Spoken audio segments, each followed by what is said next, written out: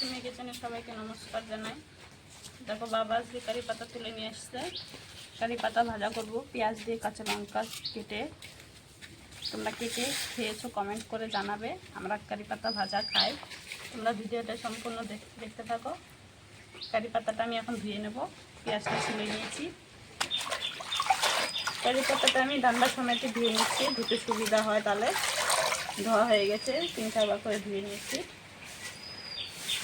এখন আমি বেছে নেব একটা একটা করে। এরকম আছে, আগে ধুয়ে নিলে সুবিধা হয়।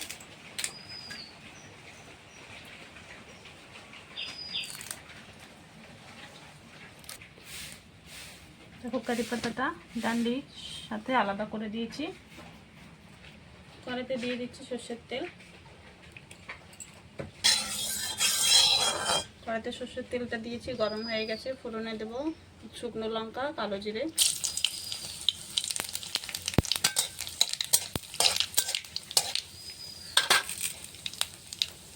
দিয়ে দেবো কাঁচা লঙ্কা কুচি। কাঁচা লঙ্কাটা হালকা ভাজা হয়েছে, এখন দিয়ে দেবো কারি পাতা।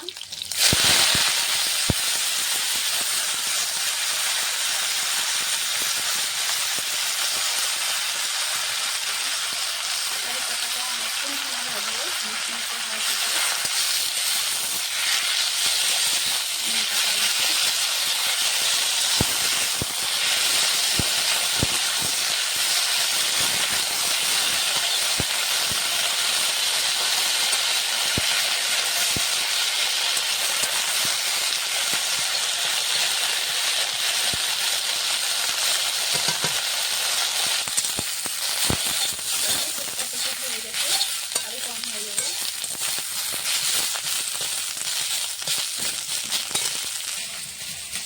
ওখানে কারি পাতাটা ভাজা হচ্ছে, আমি ততক্ষণ এখানে পেঁয়াজটা কেটে নিচ্ছি। কারি পাতা ভাজা দিয়ে গরম ভাত, এক থালা ভাত খাওয়া যায়, মুখে রুচিও হয় খেতে। আর্ধেক পরিমাণে কারি পাতাটা ভাজা হয়েছে, এখন কেটে রাখা পেঁয়াজগুলো দিয়ে দেবো।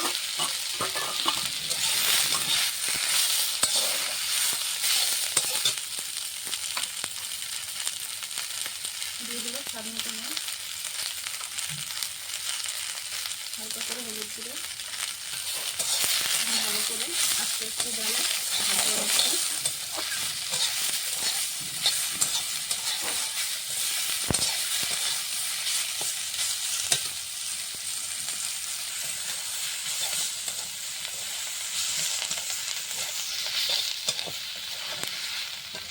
আজকে তোমাদেরকে দেখালাম কারি পাতা ভাজা, আর একদিন দেখাবো কারি পাতার পকোড়া। পকোড়াটাও খেতে ভালো লাগে।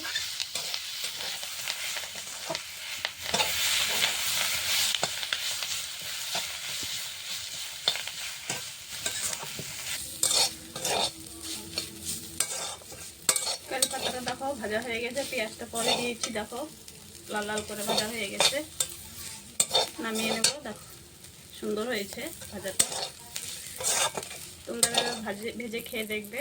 এর মধ্যে তোমরা রসুনও দিতে পারো। আমি নামিয়ে নিচ্ছি কারি পাতাটা। কারি পাতাটা পেঁয়াজ দিয়ে ভাজা হয়ে গেছে। তোমাদেরকে যদি কারি পাতা রেসিপিটা ভালো লাগে অবশ্যই লাইক, কমেন্ট, শেয়ার, সাবস্ক্রাইব করে দেবে।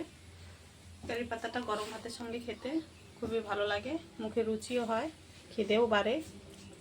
তোমরা এভাবে বানিয়ে খেয়ে দেখবে না, অবশ্যই ভালো লাগবে। আজকের মতন ভিডিওটা এই অবধি।